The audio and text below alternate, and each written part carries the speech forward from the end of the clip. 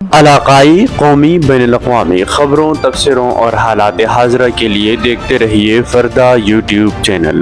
ملاحظہ فرمائیے فردہ head lines. ضلع باغ کی 2 میں ایک نشست نون لیگ دوسری پیپلز پارٹی نے جیت لی۔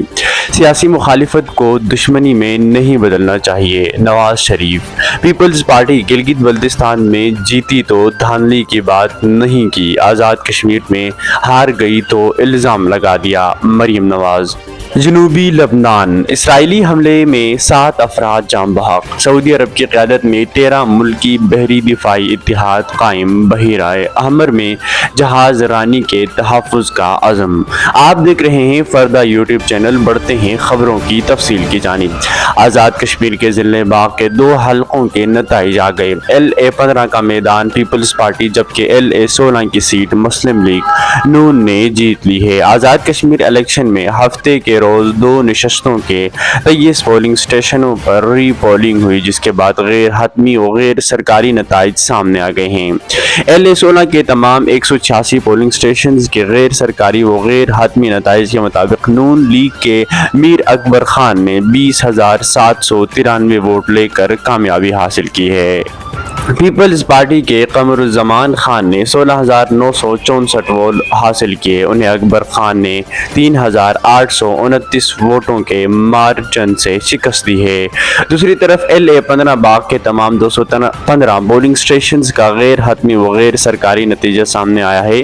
پیپلز پارٹی کے ضیاء قمر 17,019 ووٹ لے کر کامیاب ہو گئے ہیں۔ اس نشست پر ان کے حریف نون لیگ کے مشتاق منہاس نے 15,127 ووٹ لیے، ان کی نشست کا مارجن 1,892 ووٹ رہا۔ ضلع باغ کی دونوں نشستوں کے مجموعی 23 پولنگ اسٹیشنز پر صبح 8 سے شام 5 بجے تک ووٹنگ کا عمل جاری رہا۔ ان میں سے کچھ پولنگ اسٹیشنز پر انتخابی سامان نہیں پہنچایا تھا، جبکہ کچھ پر بے امنی کے باعث ووٹنگ نہیں ہو سکی تھی۔ ادھر حکمران جماعت مسلم لیگ نون کے صدر نواز شریف نے کہا ہے کہ سیاسی مخالفت کو دشمنی میں نہیں بدلنا چاہیے۔ نون لیگ نے ہمیشہ مخالفین سے اچھا سلوک کیا۔ مئی میں مسلم لیگ نون آزاد کشمیر کی پارلیمانی پارٹی اجلاس سے خطاب میں نواز شریف نے کہا کہ آزاد کشمیر انتخابات میں کامیاب ہونے والے امیدواروں کو مبارکباد دیتا ہوں۔ آزاد کشمیر کو زیادہ سے زیادہ فنڈز دینے چاہیے۔ انہوں نے کہا کہ نون لیگ کے اچھے امیدواروں کو شکست کے عوامل کو بھی دیکھنا ہوگا۔ نواز شریف نے مزید کہا کہ انتخابات کے 2 مرحلوں میں نون لیگ کو کامیابی ملی، عوام نے ایک بار پھر نون لیگ پر اعتماد کا اظہار کیا۔ اگر نون لیگ نے ڈیلیور نہیں کیا تو یہاں کے لوگ ناراض ہوں گے۔ ان کا کہنا تھا کہ آزاد کشمیر میں سڑکیں اور اسپتال بننے چاہیے۔ AJK کا بچہ بھی چاہتا ہے کہ اس کے ہاتھ میں لیپ ٹاپ ہو۔ ملک آگے بڑھ رہا ہے، شہباز شریف کی محنت رنگ لا رہی ہے۔ صدر مسلم لیگ نون نے یہ بھی کہا کہ جس طرح پنجاب بدل رہا ہے اسی طرح آزاد کشمیر کو بھی بدلنا چاہیے۔ اب عوام کے اعتماد کو ٹھیس پہنچانے کی گنجائش نہیں ہے۔ انہوں نے کہا کہ امید نہیں تھی کہ پیپلز پارٹی کی طرف سے کوئی شکایت کا موقع ملے گا۔ آزاد کشمیر میں PPP کا وزیر اعظم تھا۔ نواز شریف نے کہا کہ کچھ شکایات ہم تک پہنچی جس کا مجھے افسوس ہوا۔ ماضی میں آزاد کشمیر کی حکومت عوامی امنگوں پر پوری نہ اتر سکی، یہاں کے عوام کی فلاح و بہبود ترجیح ہے۔ ناظرین، مزید خبروں سے آپ کو آگاہ کرتے ہوئے بتائیں کہ آزاد کشمیر الیکشن کے حوالے سے وزیر اعلیٰ پنجاب مریم نواز کا کہنا ہے کہ پیپلز پارٹی گلگت بلتستان میں جیتی تو دھاندلی کی بات نہیں کی، آزاد کشمیر میں ہار گئی تو دھاندلی کا الزام لگا دیا۔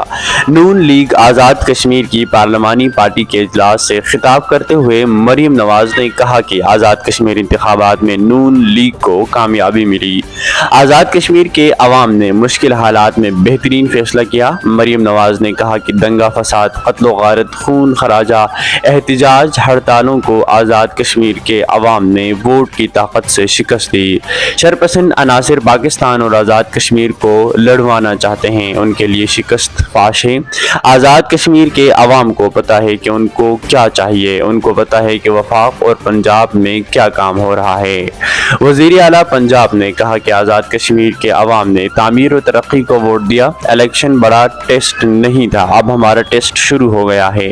جتنی سازشیں نون لیگ کے خلاف ہوتی آئی ہیں شاید ہی کسی اور جماعت کے خلاف ہوئی ہوں۔ ہمارے قائدین کو بھی بہت مشکل مراحل سے گزرنا پڑا۔ ہم نے پہلے دن سے کام کرنا ہے، پروٹوکول اور دعوتوں سے لطف اندوز نہیں ہونا۔ آپ دیکھ رہے ہیں فردہ یوٹیوب چینل۔ جنوبی لبنان میں اسرائیلی حملے کے نتیجے میں 7 افراد جاں بحق ہو گئے۔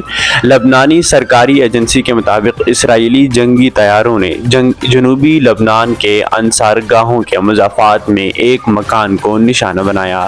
اس اسرائیلی کارروائی کے نتیجے میں 7 افراد جاں بحق اور 3 زخمی ہو گئے، جبکہ حملے کا شکار ہونے والا مکان مکمل طور پر تباہ ہو گیا۔